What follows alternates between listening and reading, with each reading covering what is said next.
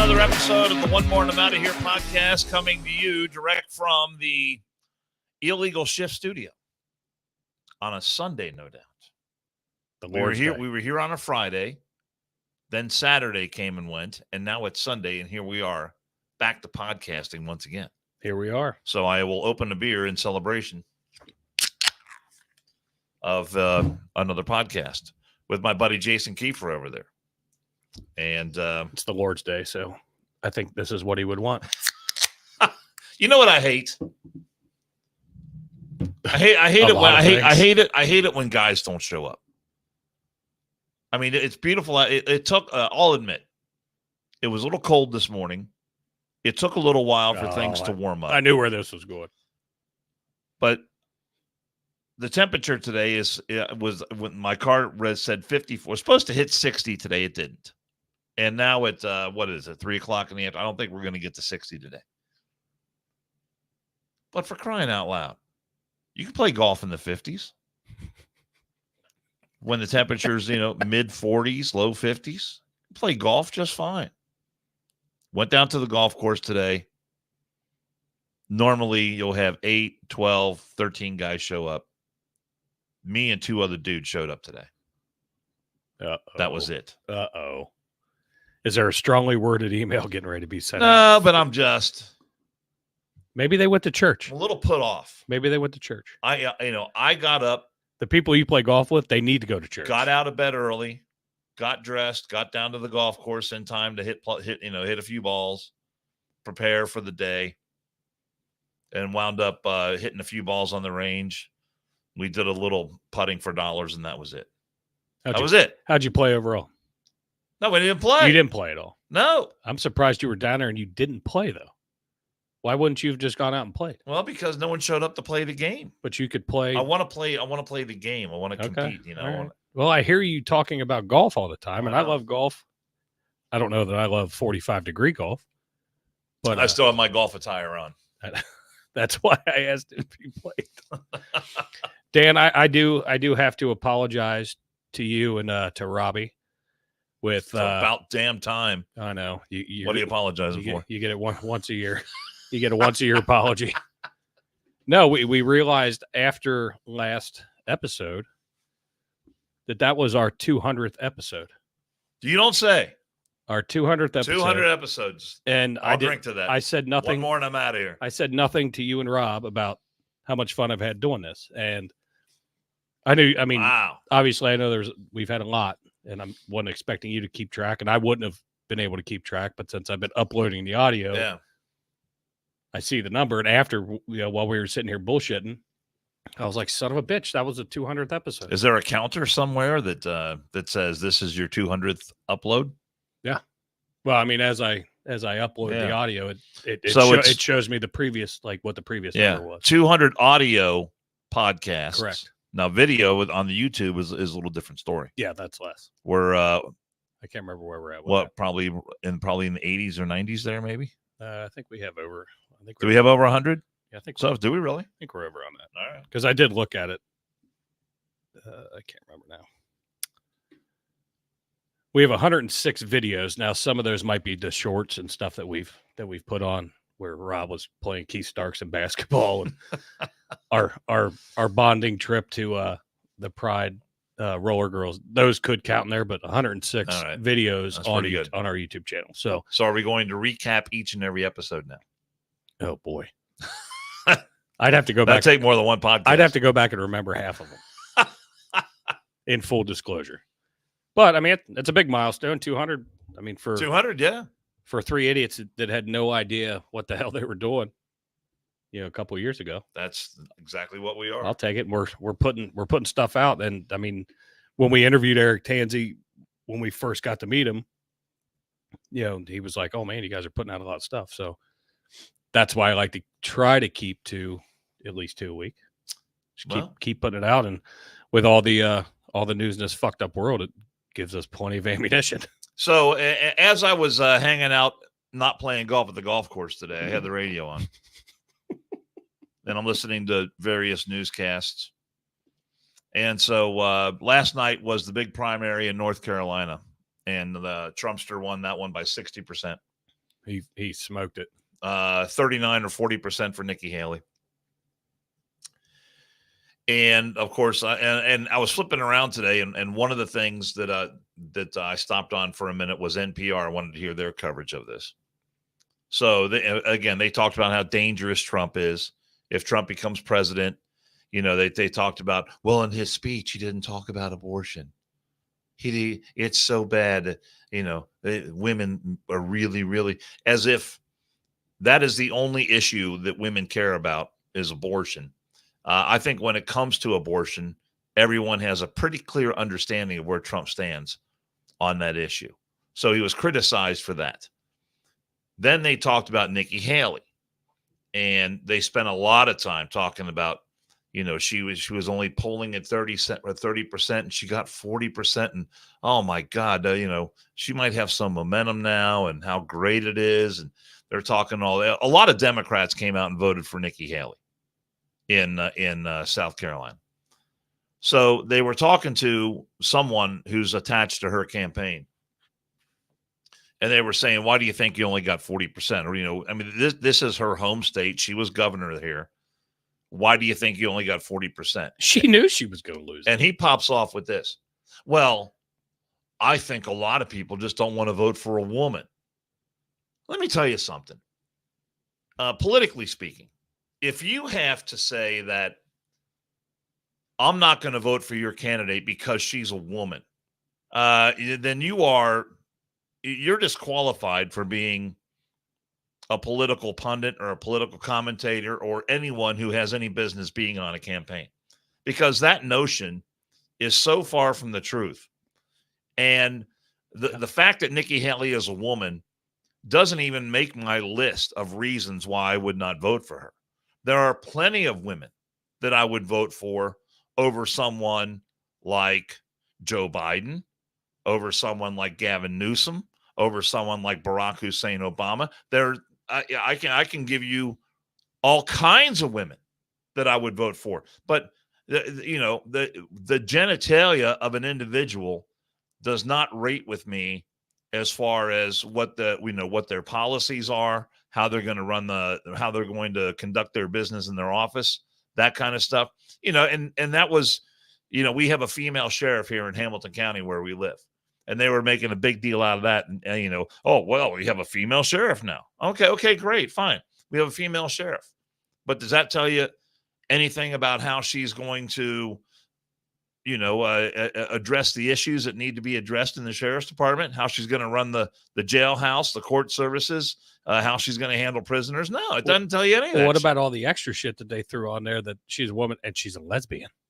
Oh, well, that makes it extra special. Throw that in there. That's like a whipped cream on top of your chocolate sundae or some shit like that.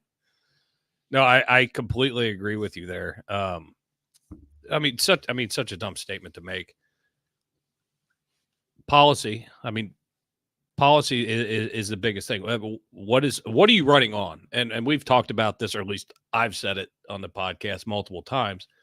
They're all fucking liars. Every one of them are liars. They want to get into the office, whether it's school board, city council, Senate, Congress, governor, any of it. They're going to tell you whatever you want to hear. And then it's what they do when they're in there.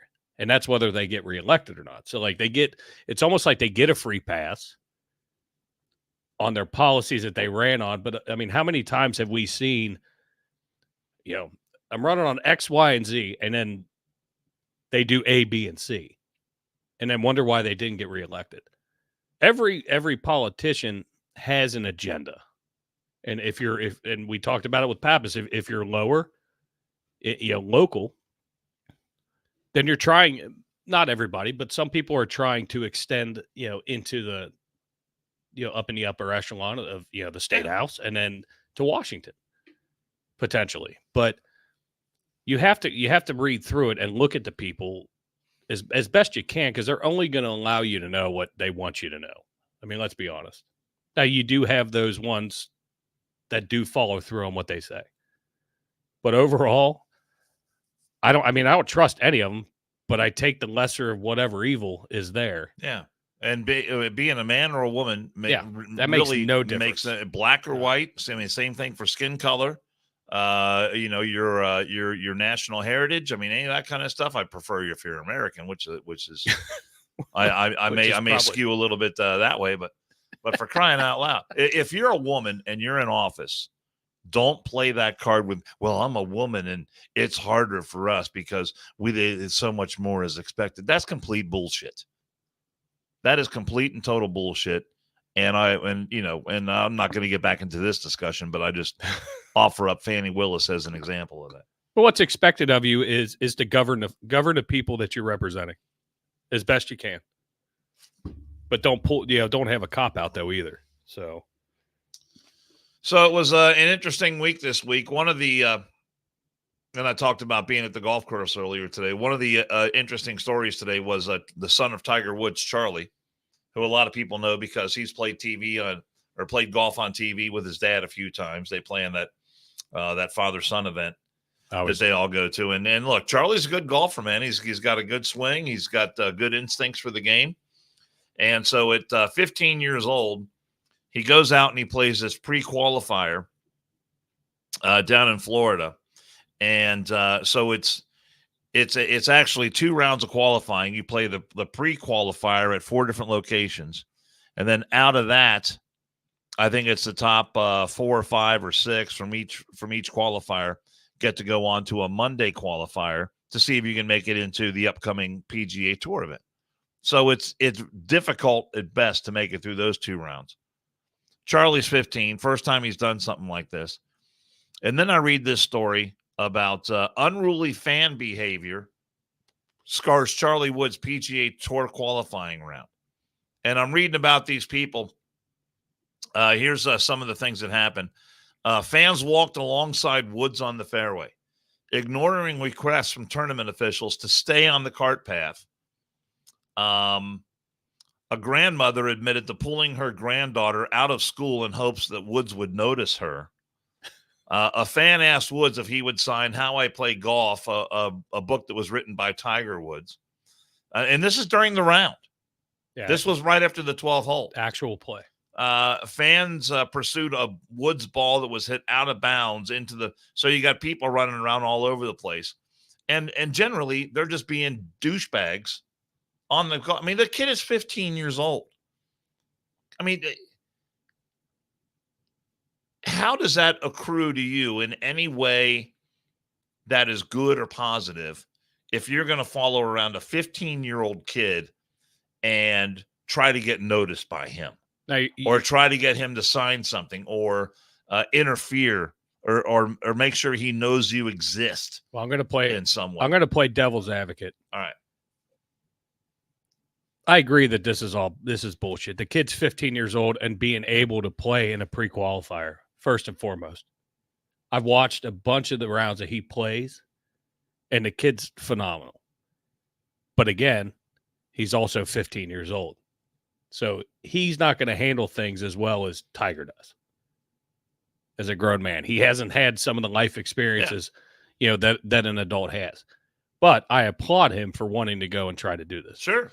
Not easy. But these sons of bitches that want to get out and then talk shit about him and completely trash him I didn't have enough time to pull up because I did see some tweets where people were bashing him because he didn't do some of ththese things. He's trying to pre-qualify, you sons of bitches. No shit. Leave the kid alone. And I mean, there is, even though the Live Tour's kind of changed some things, the way you and I go out and play golf versus 10 years ago, 15 years ago, where now you have speakers, for us. Right. Yeah, there's speakers on the golf course and whatever.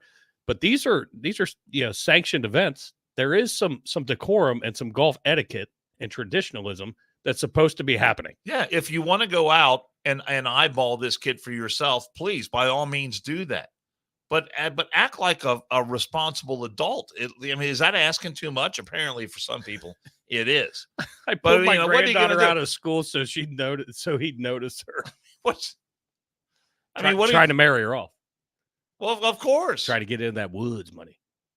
That's some that's money that is begins with a B. Have you bought any of Tiger's new shit yet? I have not. It's Puma brand, right? I can't remember. Is it Puma? No, it's his brand. No, I have not. I won't buy anything they call Nike, it but Sunday Tiger. okay. No, I don't think I've even seen it yet. Not that I've been looking for it. And chances are I wouldn't buy it anyway. And David J said, sounds like something groomers following a 15-year-old. Well, I don't know if there's anything sexual going on there.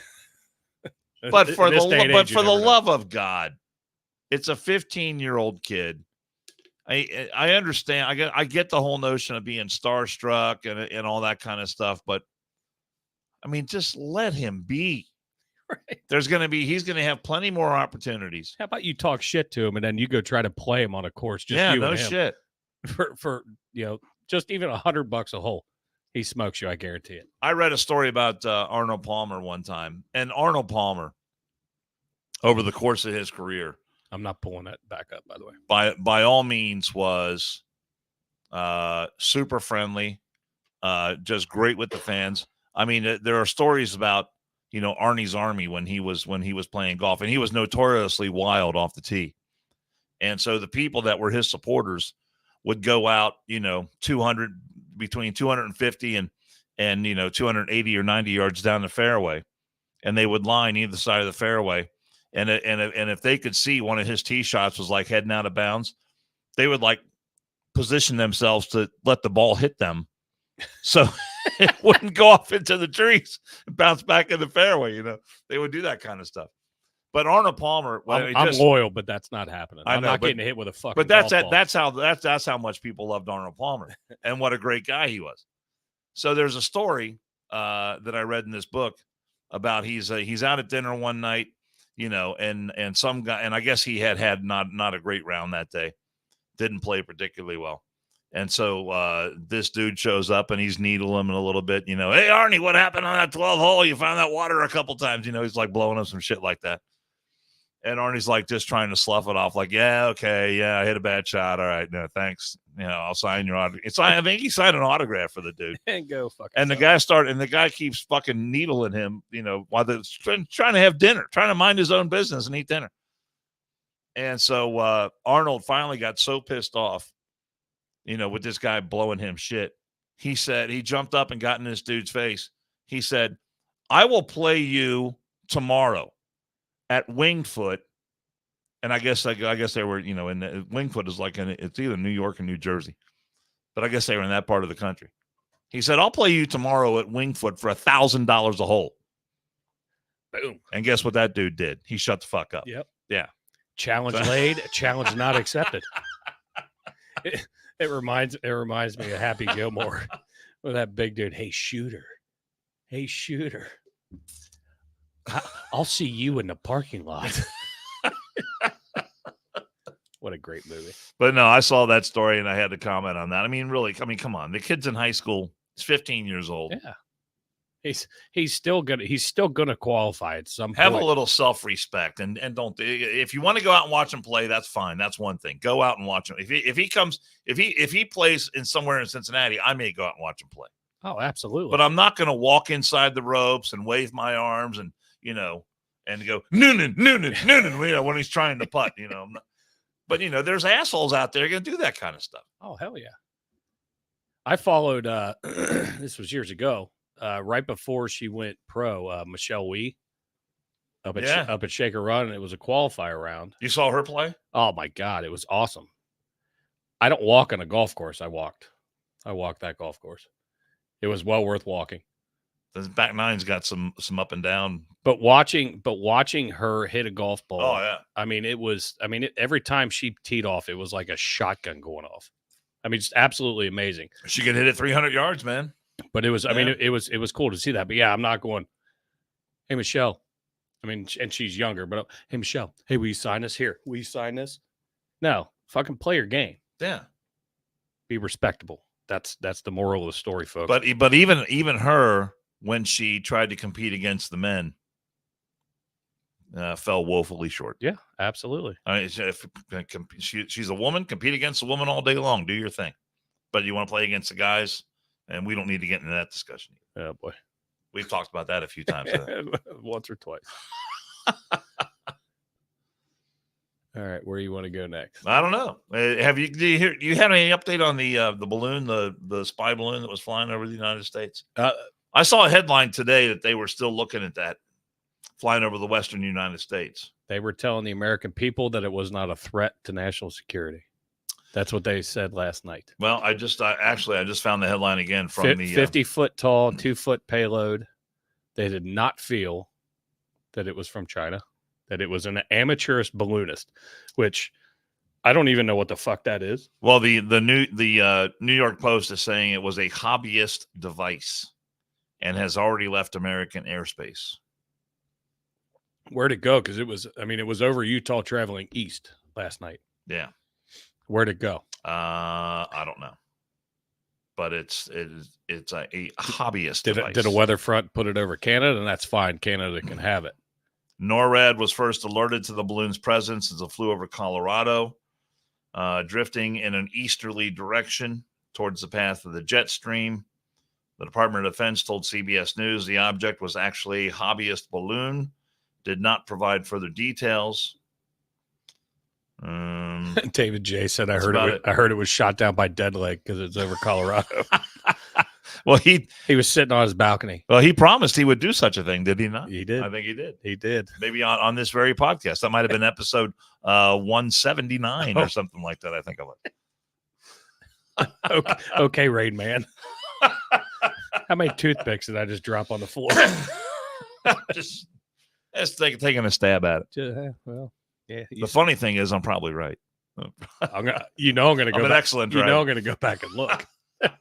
was 179 with Dead Leg? It was about that while ago. That time ago. I don't know. All right, let me see. Oh, there's a good one. Hold on, you just clicked past. Yeah, a good I'm one. just trying to make sure my shit's straight, bud. No, just go. No, not that one. Keep going. Which one? This one right here. Oh, okay. Have you read that? Yeah. You want me to show it? Should we comment on this? Yeah, because we missed it last time. Yeah, we did. I know we had Pappas on last time, and Pappas, if you're watching right now, how you doing, buddy? How's everything in Michigan? He's working on that T-shirt. So I have so many tabs open that I'm trying to figure it out. Just bear with me. All right. Because I sent that one to you. Yeah, we just missed it, but it was funny. Or at least I thought it was. There you go. It's up. Okay. So you don't need me to read this for you because I'm sure that what percentage of people watching our podcast right now do you think have the ability to read? Probably a good bit. Close to 100%. Good bit. I mean, really, how do you make comments? Will Cray's in it. How do you make comments in the comment section if you're not able to read? He's speaking into his computer. Oh, is that what he does? Yeah. Okay. Very good. He speaks to talk. All right, hold on. I got. Will Cray, I love you. Shush it. All right. Please be courteous to your Muslim neighbors. Many Muslims live in this area, and dogs are considered filthy in Islam. Please keep your dogs on a leash and away from the Muslims who live in this community.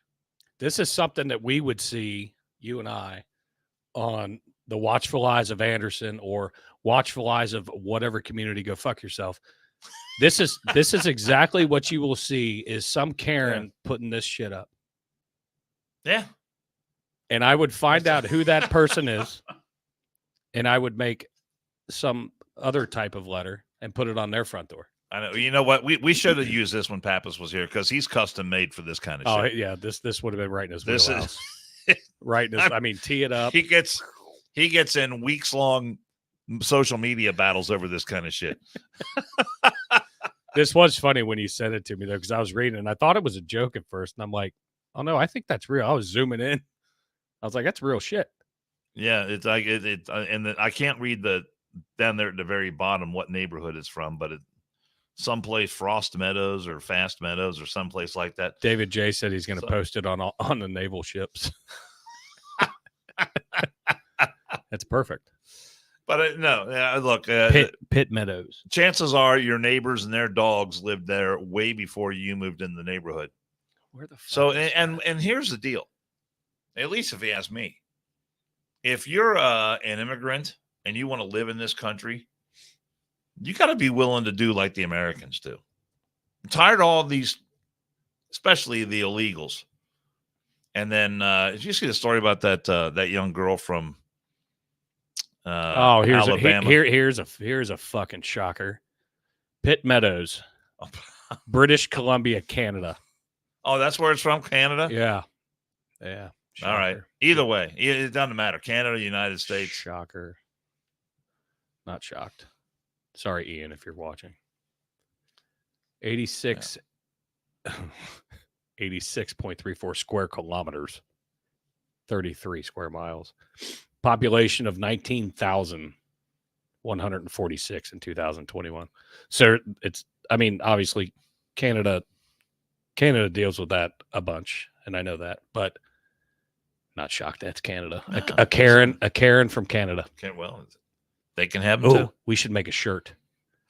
Karen's from Canada. Will Cray said, "Assimilator, get the fuck out." I mean, it doesn't really get much more complicated than that. Dogs are filthy in Islam. Got it. People love their dogs. Brody, you're out. Sorry. No, that would never happen. Brody's a good boy. Got a cold beer over there? He's right outside the door, actually. Did you hear? Is he right outside? Is he? He's a good boy. He's probably bringing Mike Wazowski. I always want to call him Baxter when I see him because he looks like... He does look like Baxter. I say it all the time, like, I don't speak Spanish. So Anchorman. I'm gonna. That's another movie I laugh myself silly. We should do that as a topic one day. What movies do you still laugh at, even though you've seen them? Break it down. 50 or 100 times. And Anchorman is one of those movies for me.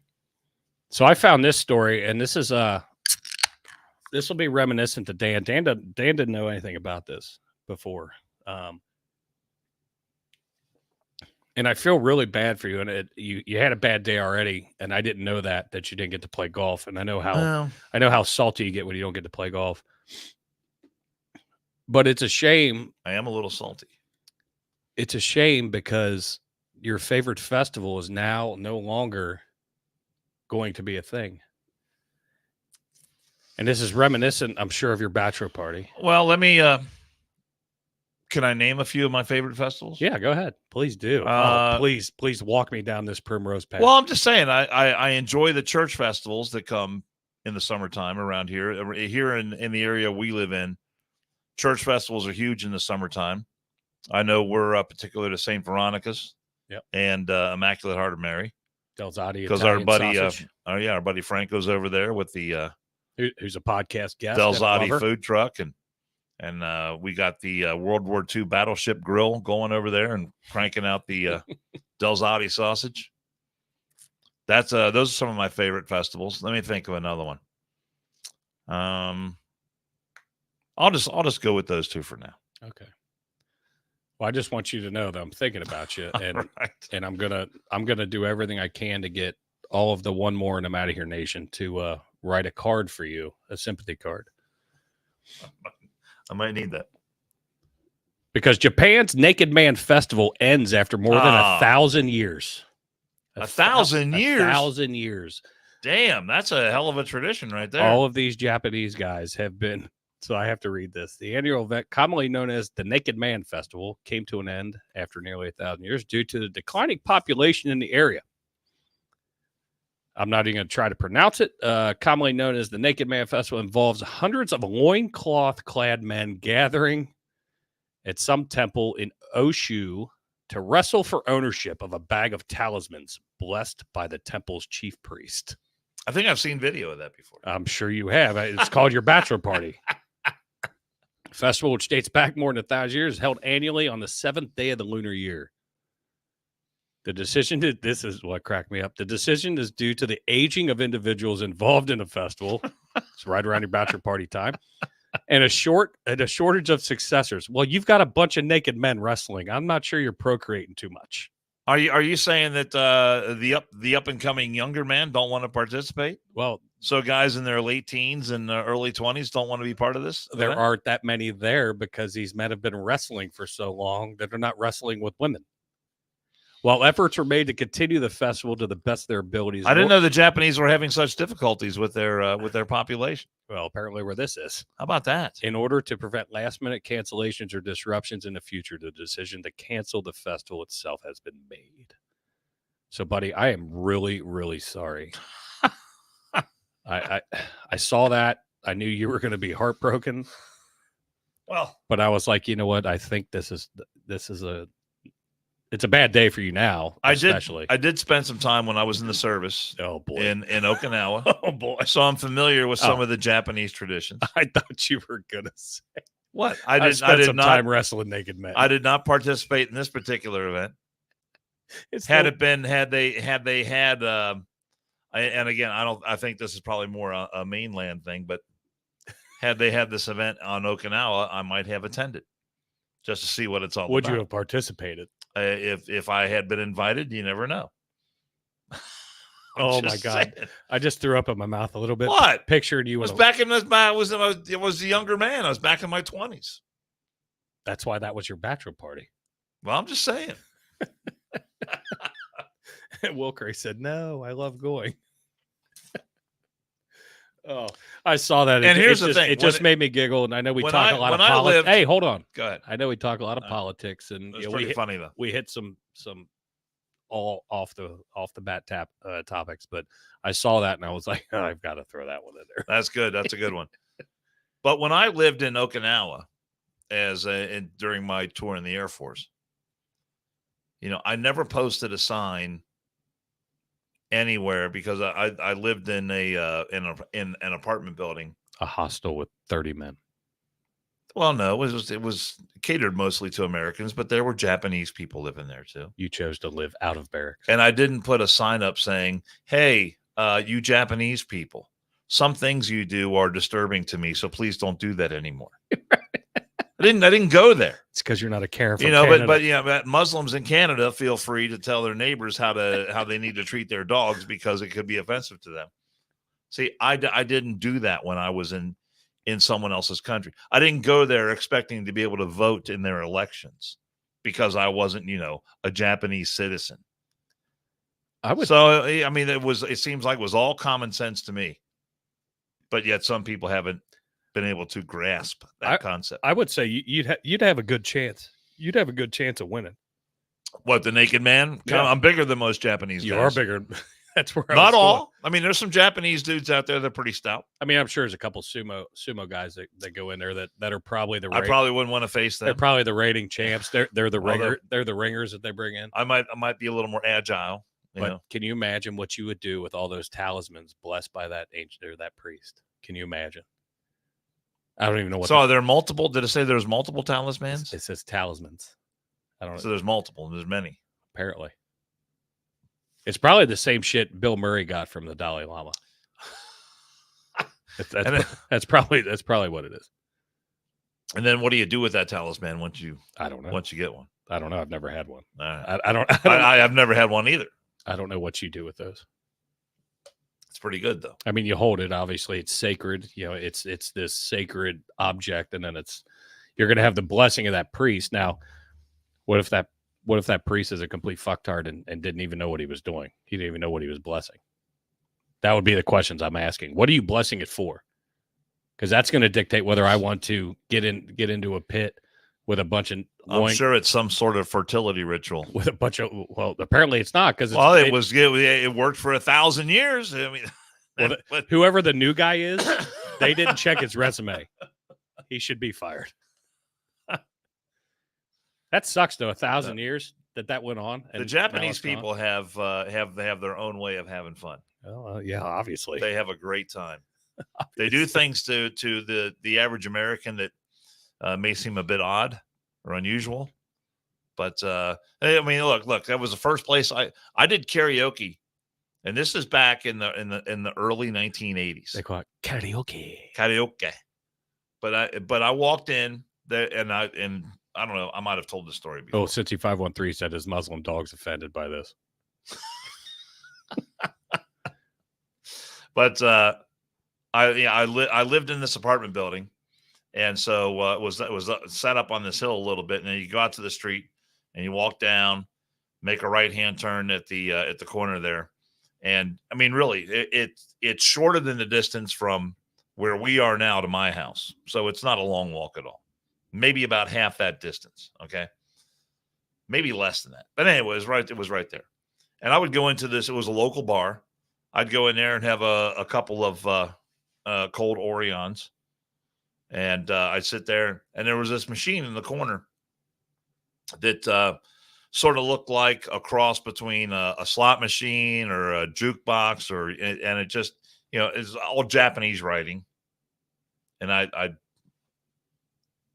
learned a little bit of the language, but really not how to articulate it, interpret the symbols, and you all still that haven't learned how to articulate the English language. So, and I would go there, maybe once or twice a week, go and pop in, have a beer, practice my Japanese on the bartender, that sort of thing. So I'm in there. I go in there one night, and this doesn't count as just Japanese. Well, he knew, obviously knew I was American. He knew. Oh, I thought you were trying to pick up a Japanese. No, the bartender was back there, and you just keep teeing it up. I thought he was always happy to see me. He knew my name, and I would try out my Japanese phrases and trying to, be called, and then we had a great relationship. And so I go in there one night, and there's some Japanese business dudes in there, and they're all hanging around the machine, and there's a microphone attached to it. And they're singing these songs with the words are coming up in Japanese and all that. And so I'm thinking, okay, they're singing. This is a jukebox. I didn't know at the time. I didn't know the word karaoke. And so there was one song on that machine where the words were in English, and it was "Imagine" by John Lennon. And so they pulled me over, because I had been observing them having fun with the jukebox. And that was the first song I ever did on karaoke that night, was "Imagine" by John Lennon, with a bunch of Japanese dudes hanging around. It was fun. It turned out. And then after that was done, I jumped in the cab with them. We went down to Naha and partied all night long. That was big fun. Oh, you partied with the male bartender? No, they're Japanese businessmen. Oh, okay. Businessmen. Yeah, there's like I don't know, like 5 or 6 dudes. So we all piled into a taxi. Went down to Naha. I am channeling my inner Rob right now, because you are teeing it up. I'm just saying, we had a great time. Hung out with a bunch of businessmen. Yeah, we went down to the bars down in Naha. Okay, all right. Sat at the little tables, and the girls come up and they put the sake in front of you and all that. Thank shit. you, David J. He goes, if you move to Japan, Dan, will you visit me? Is that David J? Is that where he is right now? No, he's in San Diego or somewhere close. I must say I don't have any immediate plans to go back, so I'm good. I'm good here. And Cincy 513, the second worst thing to ever happen to John Lennon. Hey, I did that song justice. Shit. I did that song justice. You've never heard me on karaoke. Oh my God, that's probably my favorite. You've heard me on karaoke. That's probably my favorite of your comments, Cincy. Out of all of them. Man, the second worst thing. That's pretty funny. The first was marrying Yoko Ono.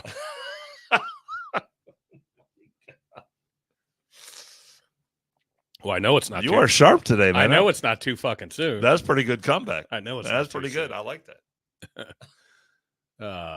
You want to hit today in history real quick? I don't have it. I don't have it in front of me. But... No, I have it. Okay, I got it. All right. Let's see. What do you got? Today in history, February 25th, 1964, Muhammad Ali, then known at that point as Cassius Clay, became the world heavyweight boxing champion as he defeated. Where was he? Remember where he was born? Fuck. No. Louisville, Kentucky. Louisville. Fuck. I didn't know it. I knew it was close to here, but I couldn't place it. He defeated Sonny Liston in Miami. Let's see. Have you ever watched any of the Muhammad Ali documentaries? Yeah. I mean, there's several of them out there, but I enjoyed the movie Ali with Will Smith. I thought Will Smith was really good in that movie. He played a great role. But there was a documentary. I do love documentaries, and that movie with Will Smith covers the time that he was in Africa and he's getting ready to fight George Foreman, and they're doing the Ali Boombaye and all that stuff. But the actual documentary Rumble of that in the Jungle was on a few days ago, and I watched it. And I mean, Ali, man, what just an unbelievably great character. Yeah. 1913, the 16th Amendment to the U.S. Constitution, giving Congress the power to levy and collect income taxes, was declared. Oh, that's a bad one. That is a bad one. That was a dark day. This is a dark day in our country's history. 1919. That thing has gone fucking sideways. It gets it gets better. Oregon became the first state to tax gasoline. Oh, at 1 cent per gallon. So I wonder. Now, see, I'd be fine if we. I wonder what that would equate to now. If everyone went back to the 1 cent a gallon tax on that, I'd be fine with it. I'm sure I'd be fine with it too. It'd be pretty good, wouldn't it? Let's see. 1957, the Supreme Court in Butler versus Michigan overturned a Michigan statute making it a misdemeanor to sell books containing obscene language that would tend to corrupt, in quotes, the morals of the youth, end quote. Let's see. Run that by me again. In 1957, the Supreme Court in Butler versus Michigan. Supreme Court of the United States. Yeah. Overturned a Michigan. Well, the Michigan is in the United States last time I checked. Okay. Oh, they overturned a Michigan ruling. Overturned a Michigan statute making it a misdemeanor to sell books containing obscene language that would tend to corrupt the morals of the youth. See, that's an infringement on the First Amendment. Well, it was 1957, and people were doing whatever the fuck they wanted to. Well, yeah, but when it comes to you're not. You can argue it. It already happened. You can argue it all you want. I'm just commenting on it. Is that okay? Yeah, absolutely. I love. Don't go all Rob Herking on me and I love be upset that I want to comment on that. I love your comments, but you will not find a more staunch supporter of the First Amendment than me. And I understand that the First Amendment, and I think a lot of people don't have a really good grasp of this, is that it's a two-edged sword. Speech that you enjoy, the type of speech and writing and people exercising their constitutional right.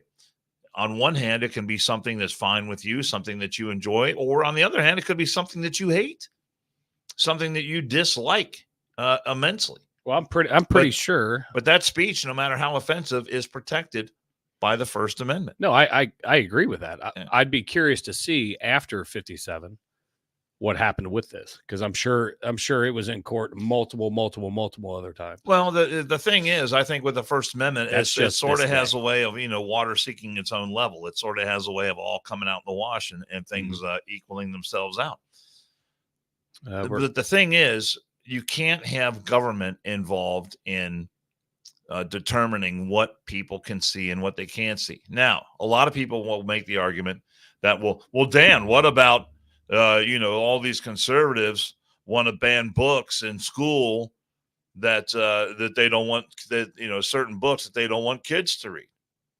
Well, this is to my way of thinking, this is a different place to draw the line. When you're talking about kids that are in second, third, fourth grade, under the age of 18, and you have books in there that can only be described as pornography, books that are written in such a way that if I read, we can read them on the podcast, but if I read some of these passages on the air, I would jeopardize the license of the radio station where I work for reading this content on the air. Look, if you're a parent and you want to go out and purchase that book at a bookstore, knock yourself out. That's your prerogative. But when it comes to being in public schools, I think there have to be some standards. And maybe some people want to look at that as an infringement on First Amendment rights, but I don't think it is. I mean, I just think there just has to, and this gets into the whole grooming thing and leave the kids alone. And I'm not going to go down that road right now, but I'm just saying, First Amendment rights, I am for them in every way conceivable. Every way conceivable, because as soon as you start to infringe on one area, then it's okay to infringe on another, another. It snowballs. It's a terrible slippery slope. Yep. We'll go to 1986. President Ferdinand Marcos fled the Philippines after 20 years of rule in the wake of a tainted election. Oh, that's weird. We've never heard of those before. Yeah, he was a chiseler. Yeah. He was one of the all-time. He made what Bill Clinton did look like a Sunday picnic, man. Yeah, in 1991, during the Persian Gulf, 28 Americans were killed when an Iraqi Scud missile hit a U.S. barracks in Dhahran, Saudi Arabia. Remember the Scud missiles? They had Scuds, we had Patriots. Who was remember the guy the reporter they called the Scud stud? Oh, I don't. I remember that term, but I can't remember what. I don't think that was referring to Geraldo. I was only like 12 then. Yeah, but it was referring to some other reporter that got the nickname the Stud Scud because he was talking about Scud missiles. Well, you can't put stud with Geraldo at all. Well, I know, but in any way, shape, or form. The women thought he was good looking, so he was. And I'm gonna go to this one real quick. It makes me sad. 2017. I can go off on see when we do this day in history. I can go off on so many different tangents. I know you go off on tangents even when you and I are just speaking on the phone. You're very knowledgeable, though. I don't like talking on the phone. You're very knowledgeable. Actor Bill Paxton died at 61 from a stroke. That made my heart hurt. I like that guy. Dude, he was that guy awesome. As an actor. Yeah, he was fantastic. And that's very sad to me. And I'm done with this day in history now because I didn't see that one in there. He was only 61. 61. You remember him in Cheers to the Soldiers and cheers to Bill Paxton. Fucker. He ruined. Twister was one of the greatest movies. Tombstone was one of the greatest movies. Why'd you have to have a stroke? Damn it. He was in Aliens 2. Oh, he's been in a lot of great shit. He was in. I remember him in Aliens too, talking about when the aliens were coming. What are you talking about, man? We're all gonna die. We're all gonna get killed. Why don't we just fucking take off and nuke this place from space? That impersonation was not on point, but it was on. But I do know the scene you're talking. You remember that scene, right? Oh yeah, absolutely. All right, pass me a beer. Ooh. By the way, I've got my One More and I'm Out of Here podcast Coldie holder today, and this is the one that we created when we had the breast cancer awareness podcast. Yep, which is a very episode number 161, if I'm not mistaken. Here we go. If my recollection serves me correct, which it probably doesn't. Those are on the site. Yeah. But were these not created by our friends at Engraved in USA? They were. Were they? Can we give them a little shout out here? A little absolutely natural sort of segue for Engraved in USA. And you'd never ask. We don't have their ad copy up in front of us, but again, Engraved in USA, been a great friend of the show from the very beginning. And we certainly appreciate their patronage and all the things they've helped us with. And we encourage you to go to their website. For instance, I just mentioned that we had our Coldie holders made by them, and I'm still using this one. It's a high quality piece of Coldie holder.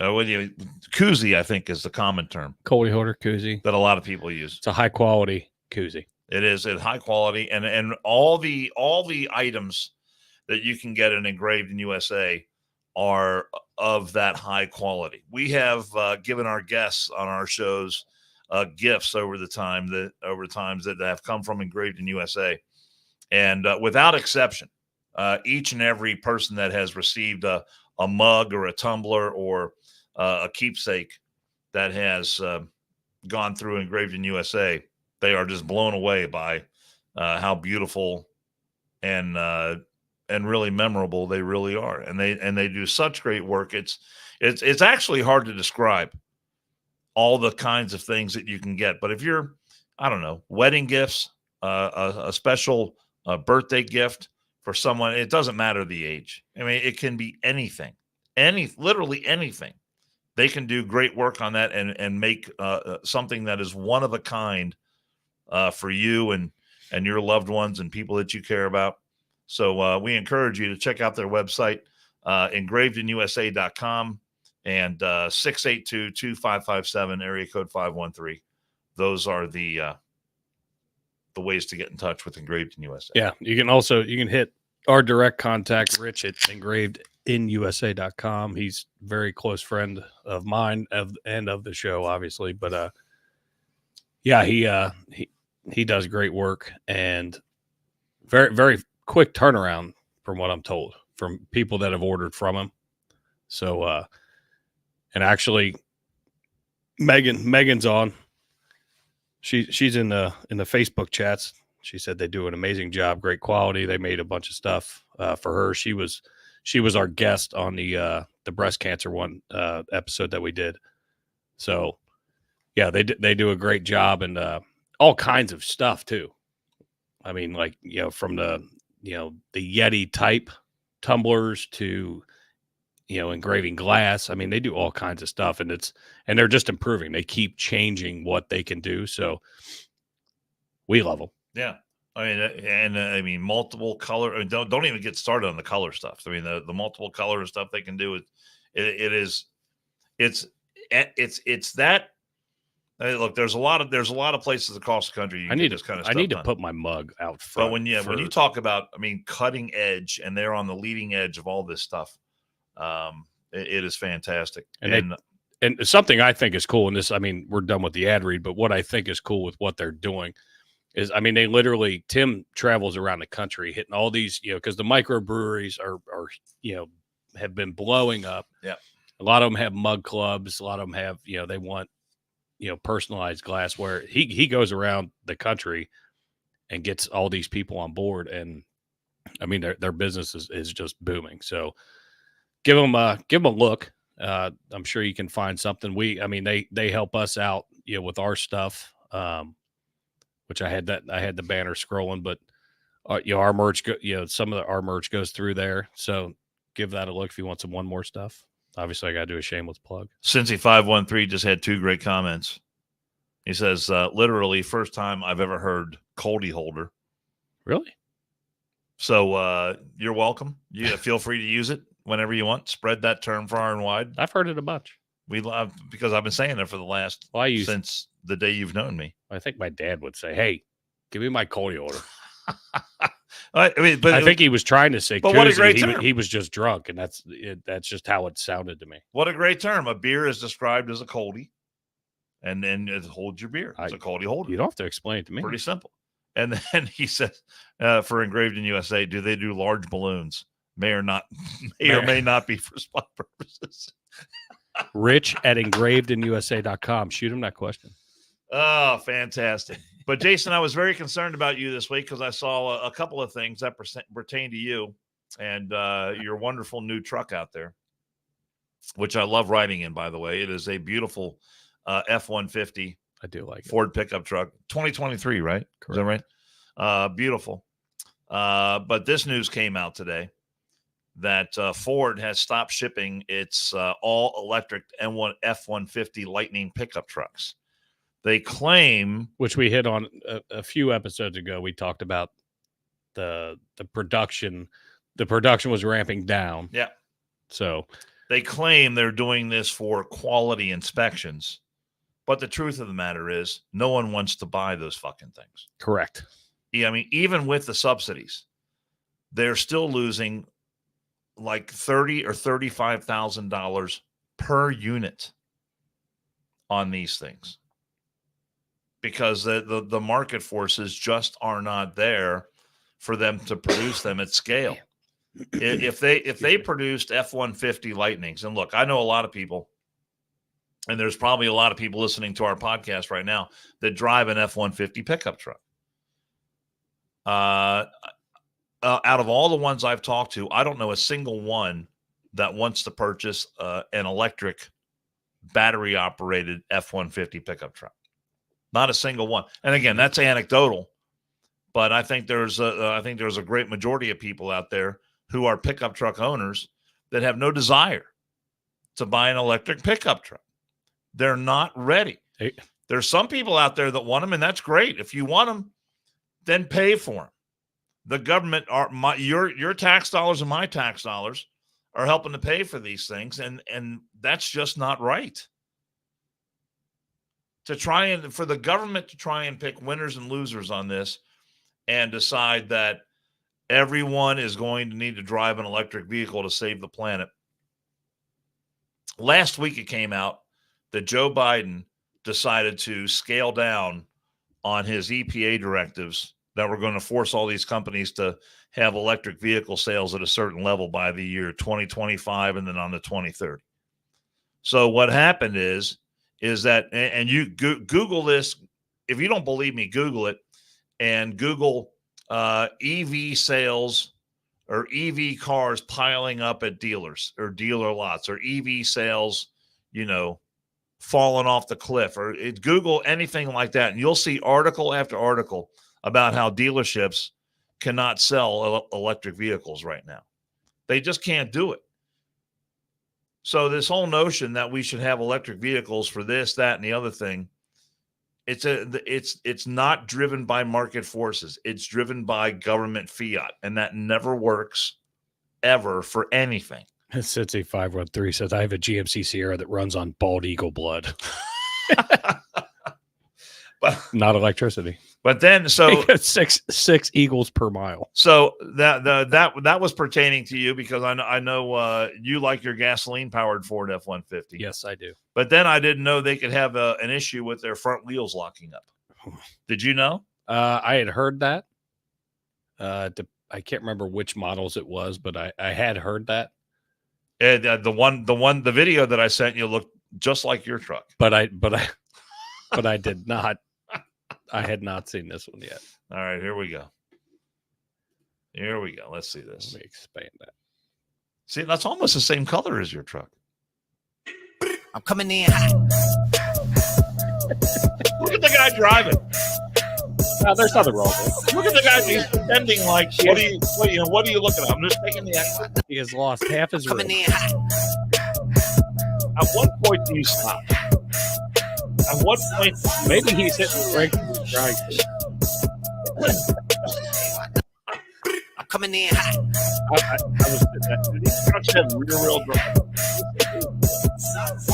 Yeah, those rear wheels. We ain't stopping, bitch. We're rolling. Yeah, I don't know. I would hate to see you driving down the road in that sort of condition. I'd hate to see me driving down the road. And pretending as you wouldn't see me as calm as that. I can tell you that. Pretending as if everything is fine. I'm just going to keep staring straight ahead and pretend like nothing is going on. What do you think that steering wheel's doing in his hand? I'd pull it some old school and fucking go out the window into the bed like fucking Fall Guy, Lee Majors. Somebody help me. But I would not be nearly as fucking calm. Here, let me reach over and get my big gulp, take a drink of my Diet Mountain Dew. Oh, it's fine, guys. Don't worry about it. I'll stop over at Speedway. It'll be fine. I got AAA on the way. What the fuck? Will Cray said Will Cray said that's a 2015. I'm not. I mean, I don't know. I drove an 04 and now I have a 23. I didn't pay attention in between those years. Okay, if it doesn't matter if it was a 2015. It looks a lot like your pickup truck. It does look like. Yeah. I'm just saying. You need to be. I'll be cognizant. Yeah, I will be cognizant. I'll have situational awareness. I'll make sure I drive with a parachute. That way I can jump.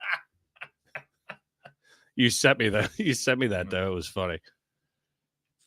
Because at first I just saw the flames, and I watch a lot of these police chase videos and that when somebody gets stop sticked and they keep going and then the tire burns off. Yeah, and the sparks are flying, But then all of a sudden I'm like, it's amazing how far a car will go after it's been subject to that kind of damage. But look at that, I'm like, he's missing half a fucking rim, half a rim.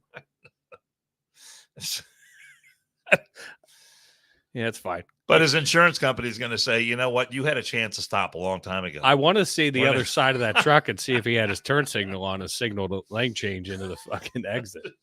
I mean, the guy's like, I'm not looking over there. I'm not looking over there. I know I'm being videoed. There's nothing wrong. I know I'm being videoed right now. I'm going to be on TikTok, YouTube, Instagram, all of them. And the One More and I'm Out of Here podcast. But you know me, Jason, I always like to be positive. I always like to look on the bright side of things. I always like to be uplifting. You're always uplifting. If I possibly can. And there was a video I saw earlier this week, and I saw it on my X feed, the Twitter feed. And I tweeted at the time that this is the best thing. And I remember remarking, it's 6:22 a.m., and this will by far be the best thing I'll see on X today. And I thought, well, I've got to share this with the viewers of the One More and I'm Out of Here podcast. Look at you. And this is a couple of girls. I don't think they're Americans, which doesn't matter. But there are a couple of girls. The one playing guitar is 11 years old. The one on the drum kit is 8. And I'm not the biggest Iron Maiden fan, but their rendition of this Iron Maiden song, I've got to say, pretty damn good. So one more and I'm out of here. I think we should leave our viewers with this uplifting video as we bring this podcast to a close.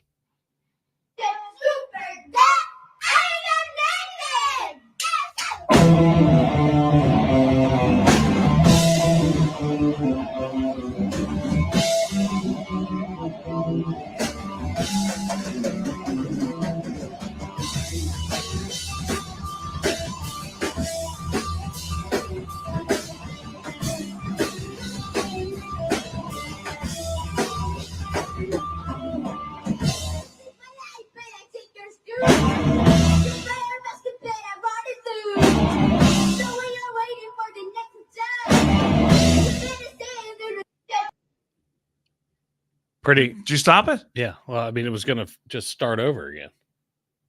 What'd you want me to do with that? Oh, it's like a minute and a half long. No, what you sent me literally stopped. That was it? Yes. Oh man, I must have sent you the wrong one. You sent me the wrong one, buddy. All right. You got to proof your shit. But you got to admit, it's pretty strong. Oh, for those young girls, absolutely phenomenal. So let's drink to them. I don't know what their names are, but excellent work, girls. I'm not a huge Iron Maiden fan either, but I do know that song. So it's kind of ironic that you sent that one. I know, and you as a former bass player can appreciate their artistry. Absolutely. I don't like how you said former. I mean, I guess I am former, but you never really lose. I've been to your house dozens of times. I've never seen a bass. Do you have one? Yeah. What you need to break that out, man. Do I? You need to bring that out on the show sometime. All right, we'll see. You need to give us some accompaniment. An accompaniment. All right. Give me a song and I'll learn it. No, I'm just saying. I have no musical talent whatsoever. Although I'm pretty good at karaoke.